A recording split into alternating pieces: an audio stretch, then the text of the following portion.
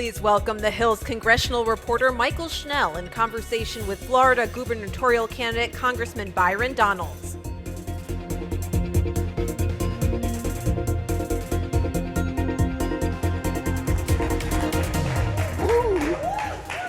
I like her. You've You're got fans amazing. here, Congressman. Listen, you're going on the road with me at all times. I think you're great. Congressman Byron Donalds, thank you so much for joining us, particularly on such short notice on a very busy day up on Capitol Hill. Yep.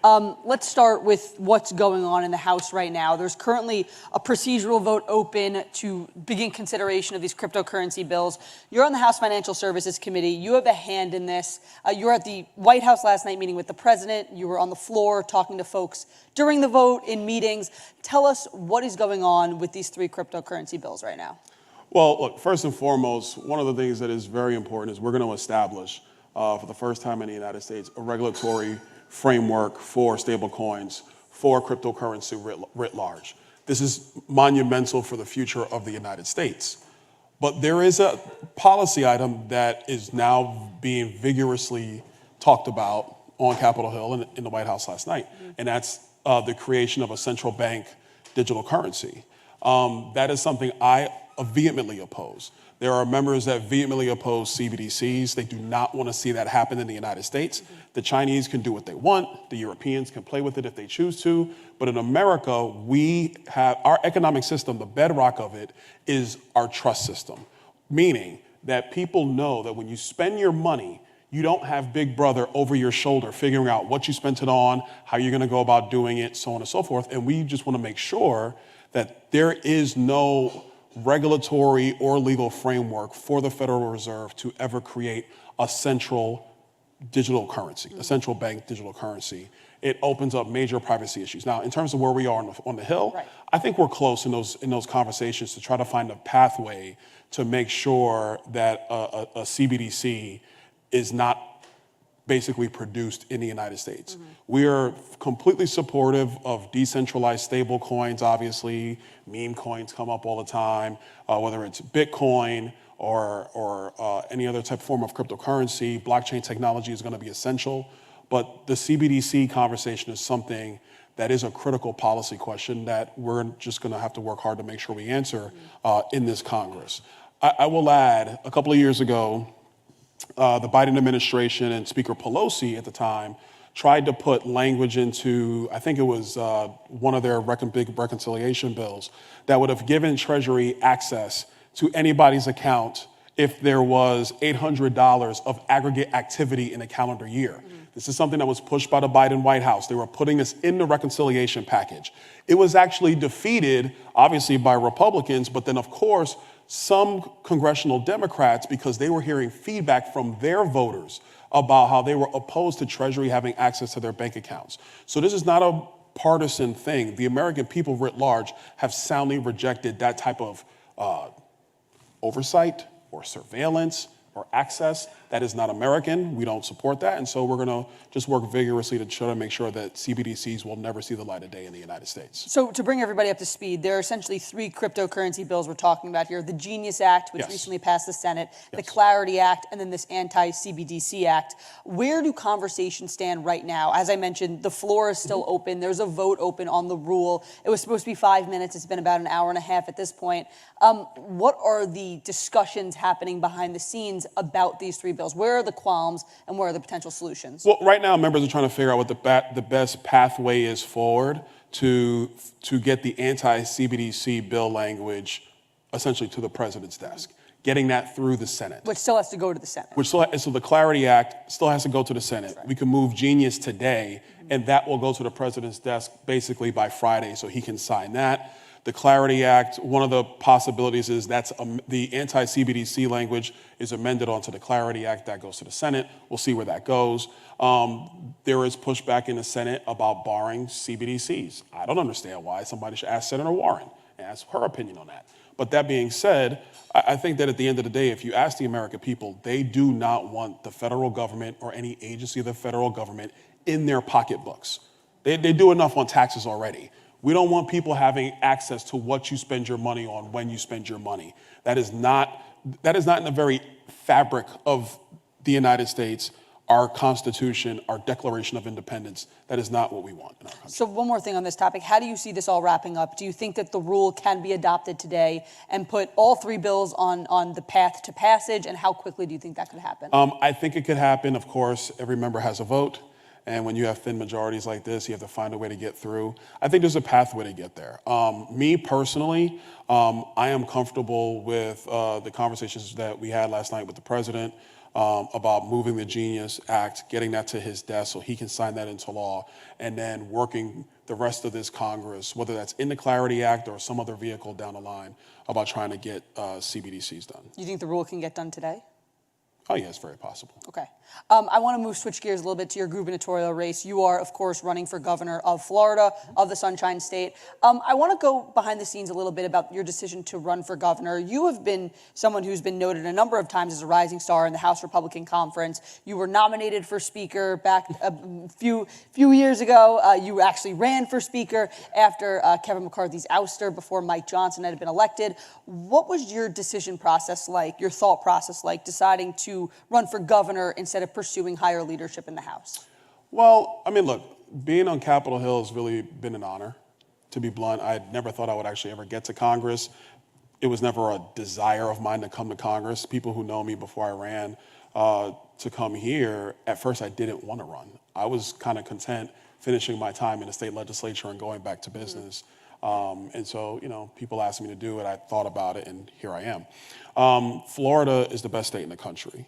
And because we value term limits in our state, we are going to need a new chief executive. Governor DeSantis is going to term out. And so when I look at, you know, my business background, the time I spent in the state house, my time here in the federal legislature, I think I'm uniquely positioned to lead our state into the future. And we're a state where we've gotten it right most of the time. That's why, and this is really to Governor DeSantis' credit, if you look at the rankings that we have, Florida's ranked #1 in so many different categories. Now it's about preparing the state for its future economic growth going forward. Well, what are we gonna do in K-12 education to make sure kids are prepared for the future of our economy? Making sure our university system is still the #1 university system in the country.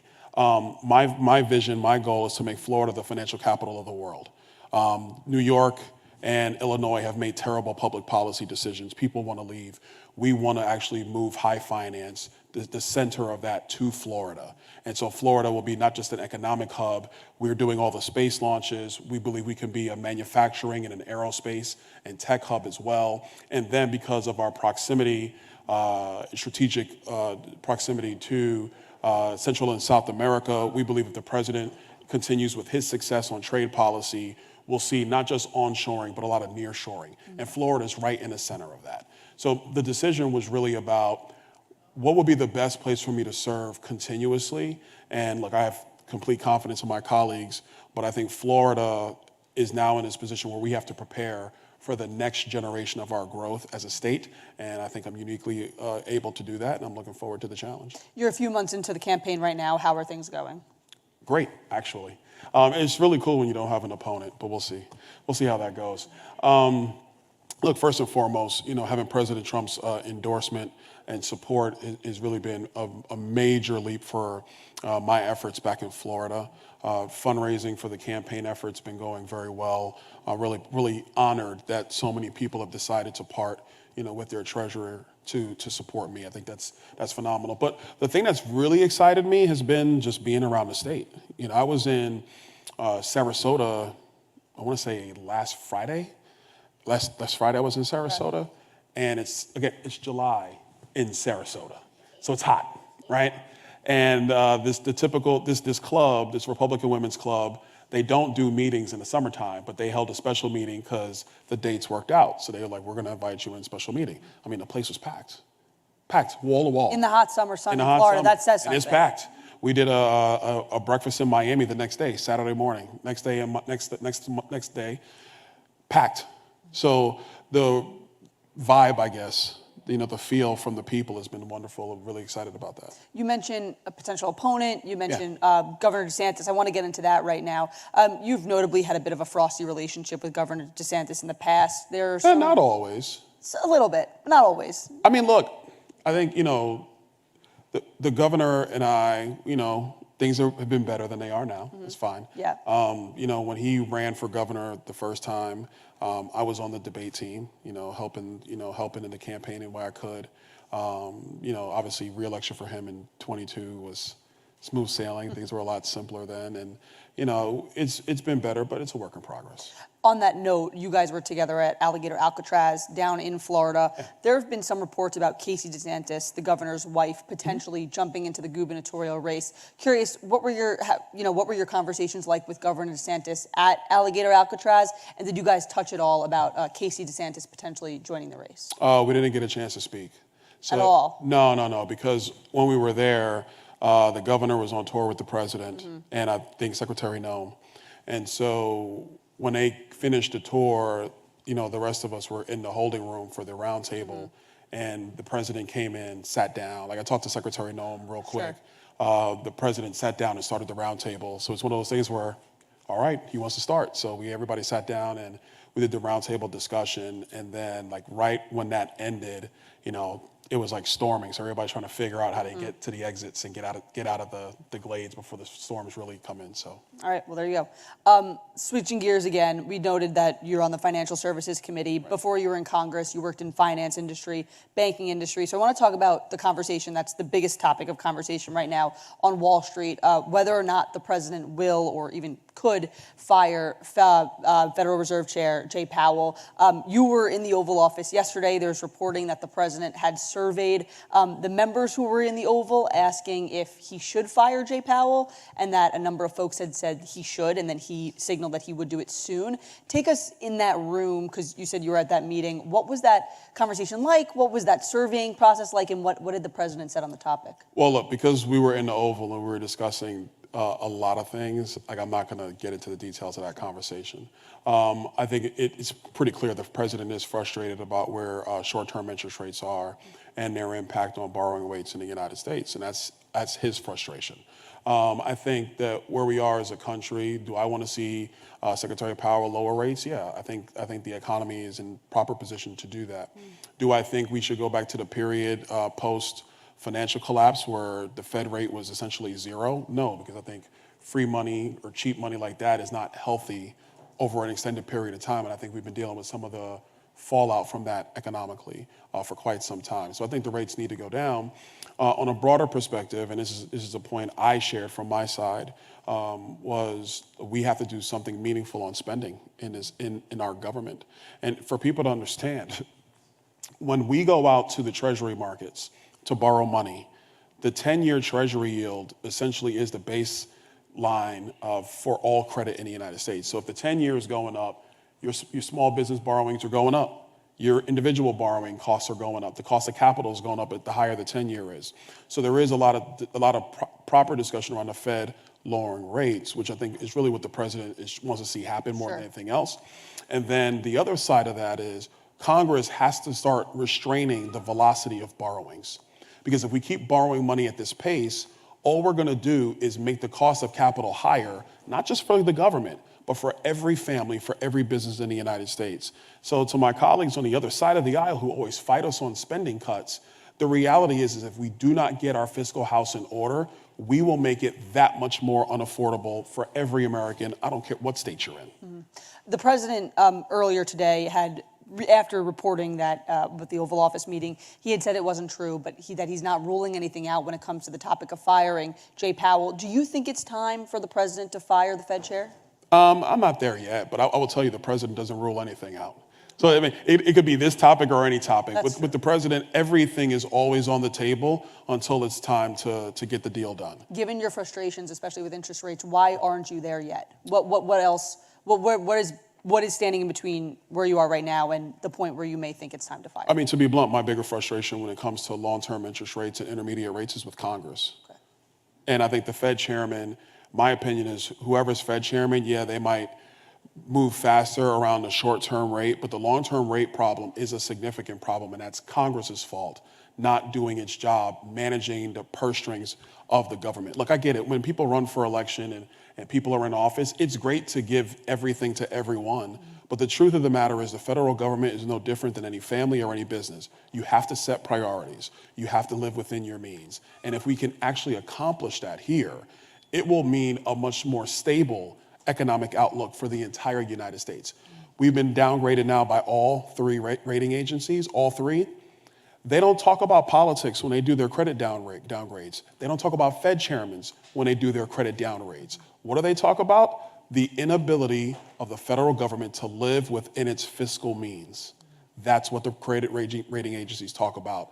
That's my bigger frustration than any Fed chairman. So that being said, do you think that there's a point where you may think it's time to fire the Fed chair, or you probably won't get to that point because you think the greater issue lies with Congress? For me, probably won't get to that point. Okay. I think the greater issue is Congress being smart with the people's money going forward. Okay. Another topic I want to talk about, you're a member of the Conservative House Freedom Caucus, which Yes. we here at The Hill write a lot about, News Nation talk a lot about. You're a very central group up on Capitol Hill. No. It was founded more than a decade ago as this sort of way to be a thorn in leadership's side, try to make legislative products more conservative, move folks to the right, which has certainly achieved in recent years. But over the past 6 months, the first 6 months of the Trump administration, there have been a number of instances where the Freedom Caucus has made very lofty threats to leadership, particularly regarding the big, beautiful bill, and then right before the vote, have a meeting with President Trump or talk to President Trump. And I'm not talking about you specifically, I'm talking about members of the group at large.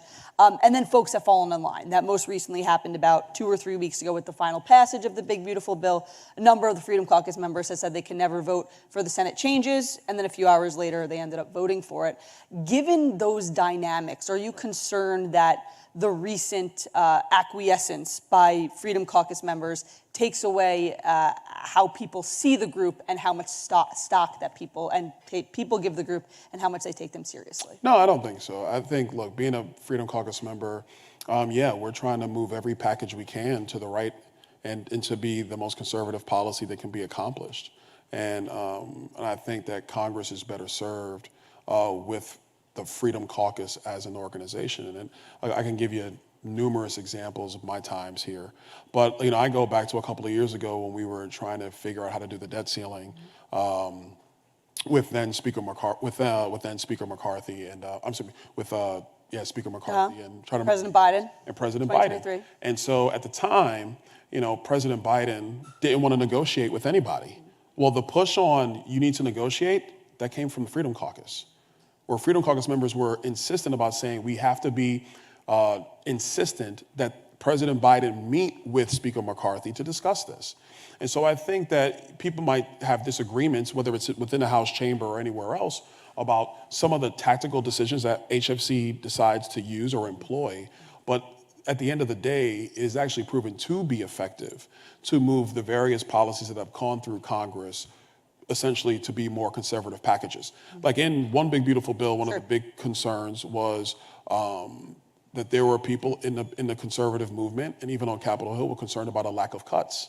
But I will tell you right now, if it wasn't for House Freedom Caucus, the cuts that are in the One Big Beautiful Bill wouldn't have happened. I'm just telling you, because I was there. But on that note, and particularly what got a lot of attention was about 3 weeks ago with the final passage vote, a number of Republicans in the Freedom Caucus saying they had problems with the Senate changes, and then nothing was different in the final product. Are you concerned that episodes like that have the Freedom Caucus lose credibility among the public? No, I don't think so. I really don't. I think that it's more about you in politics, you got to be in the room if you want to win.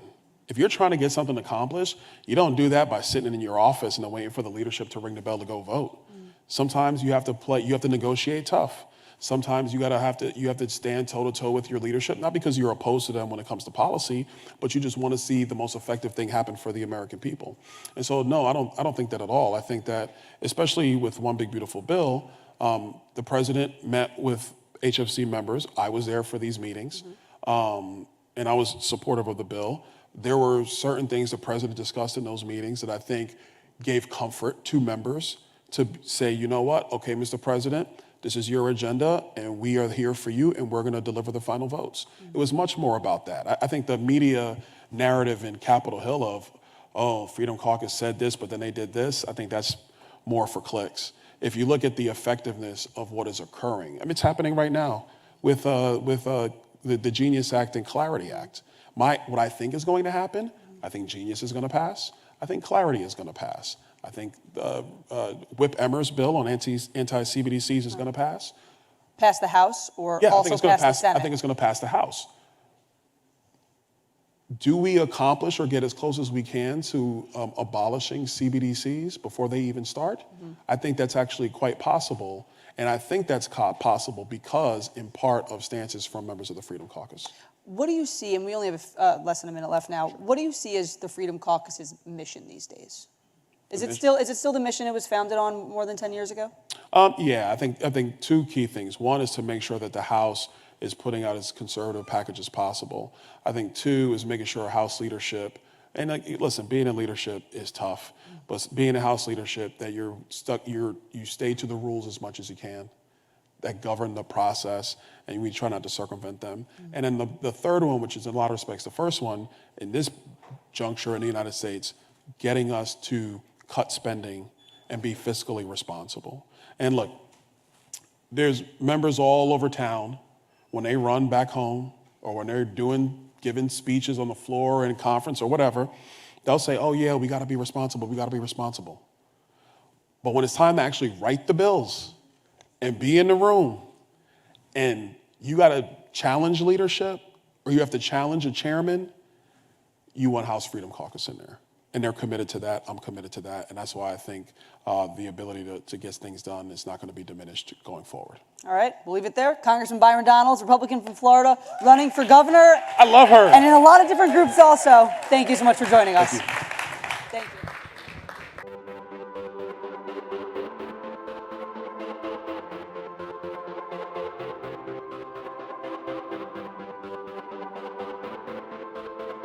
Thank you.